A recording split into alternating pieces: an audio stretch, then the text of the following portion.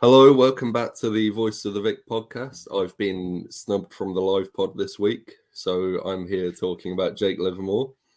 He hasn't been announced at the time of recording, so this could all be for nothing, but we'll see. Joining me is Louis from the Baggies Podcast. How are you, Louis? I'm very well, thank you, Cam. How are you? I'm great, yeah.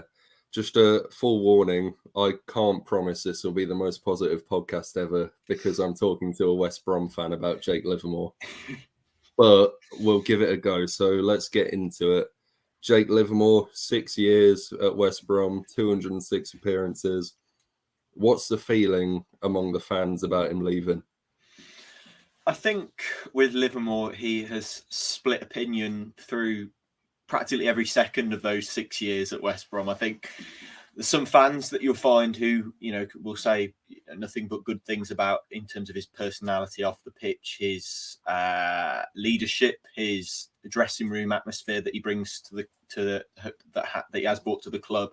And then there's sort of that split opinion of what he actually does on the pitch, which I think is probably where maybe Watford fans have a little bit of worry if he is to join yourselves at Vicarage Road. But the way I'd sum him up is a fantastic character. I think that we're always going to be gutted to lose a person like that at the club, who's obviously a brilliant family man.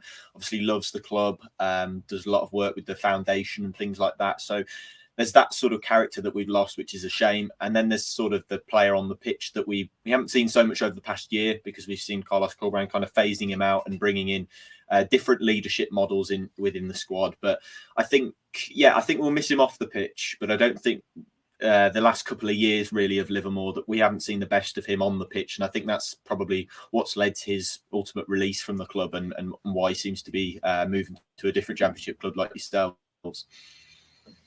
So what would you say he is good at on the pitch, if anything?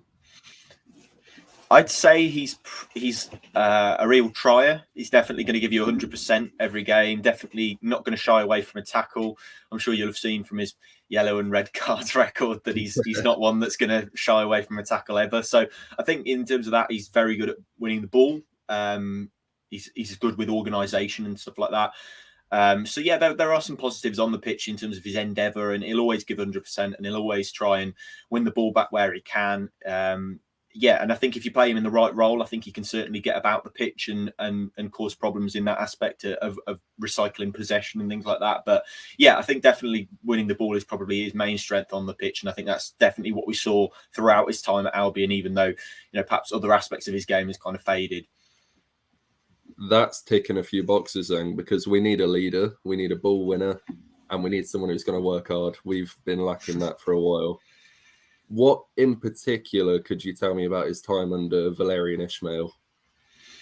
I think he was a real sort of soldier for Ismaël, a bit of a lieutenant. He was kind of willing to do whatever, and I think that's the case with Jake, whichever manager he's played under. He's played quite a few at West Brom, and I think he's always been willing to do whatever the manager sort of tells him to do. And I think with Ismaël, he was kind of just I think Ismaël likes to play with, basically he'll play 3-4-3 wherever he goes, really, by the looks of things. But he'll play two box-to-box midfielders, and Livermore was one of those. He's normally the sort of deep one alongside Alex Mowat, who I think has also been linked with yourselves quite heavily. So I think Livermore was the kind of deeper one of those two midfielders, and he was basically just challenged with, can you win the ball back as much as possible? And obviously Ismaël's game plan is very intense, very very high energy. So Livermore was basically just buzzing around the middle of the pitch, just trying to pick up as many loose balls as he could, tackle as many people as he could, try and pass the ball forward to maybe Mowat, who's a little bit more creative on the ball than him. So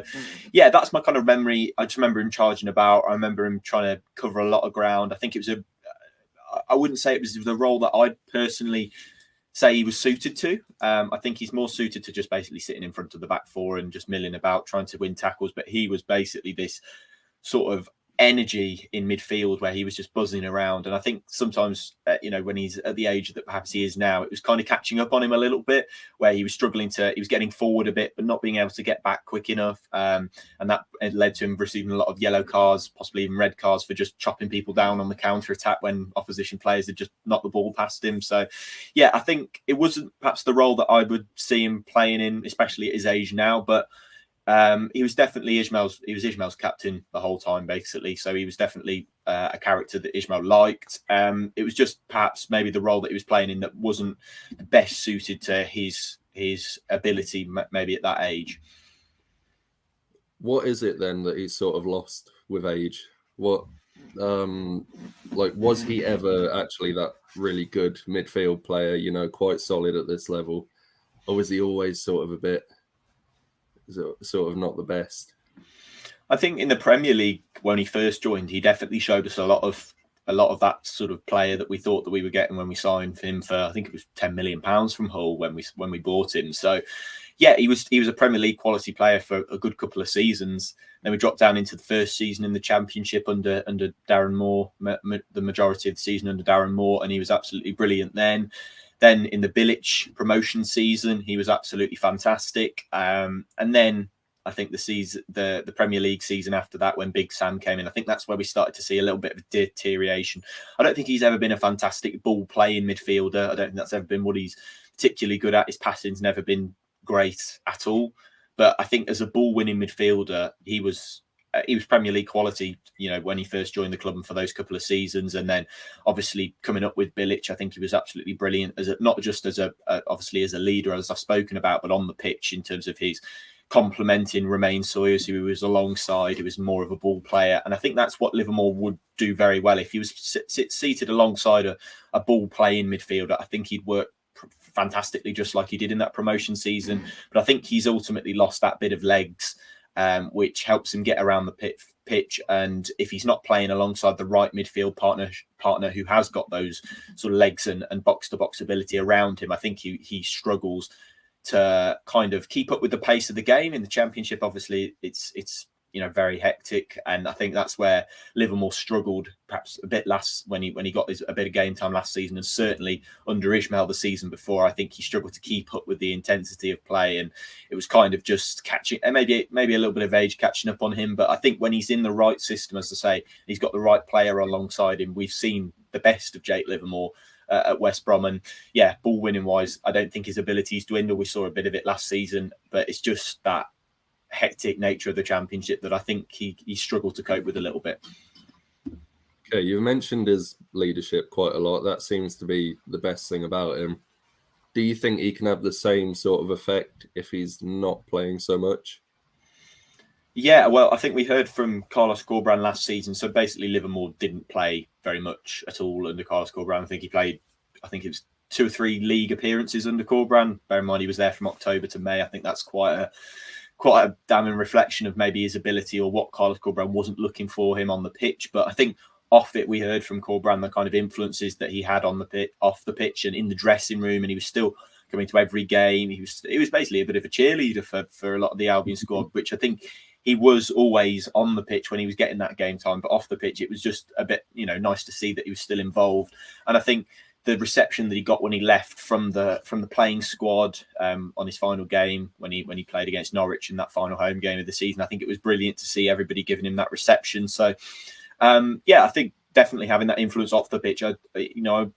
Obviously no room to speak about your sort of playing squad at the moment. I can't see him playing too much with the squad that you've got at the moment, but I can certainly see him still having that influence off the pitch. And he's fantastic with the younger players. I think you hear a lot from quite a lot of the younger players coming through, and they talk about maybe influences in the senior squad, and Livermore's always a name that comes up. So he's definitely that kind of character who put an arm around a younger player and sort of help them through what is a difficult journey into professional football. So I think, yeah, definitely off the pitch, even when he's not playing, I think he's definitely shown a lot of leadership qualities, and he's still able to show that even when he's not really getting the minutes on the pitch.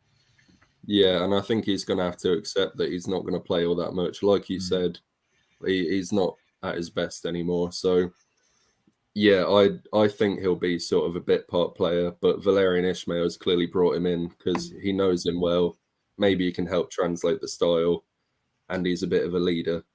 So, yeah, that's all I've got in terms of questions. I do want to say my bit, though. I think I was thinking we did go for Livermore in January. The club didn't want him, but Bilic did. So what's changed now? But I've had a little think, and we've let go of Cleverley, Cathcart, Gosling, all over 30 homegrown players. We're left with just Tom Ince, Ben Hamer, if he's still knocking about, but no one knows anymore. People calling for Ryan Porteous to be captain. I'm not saying they're right or wrong, but he's the only real candidate. So I get why Livermore's being added. However, we need to add a bit of quality in there as well as Livermore. That's what I think. We need someone to partner Loser for 40, maybe 46 games ideally. But yeah, that's all from me. I hope that's sort of informed you a bit more about Jake Livermore.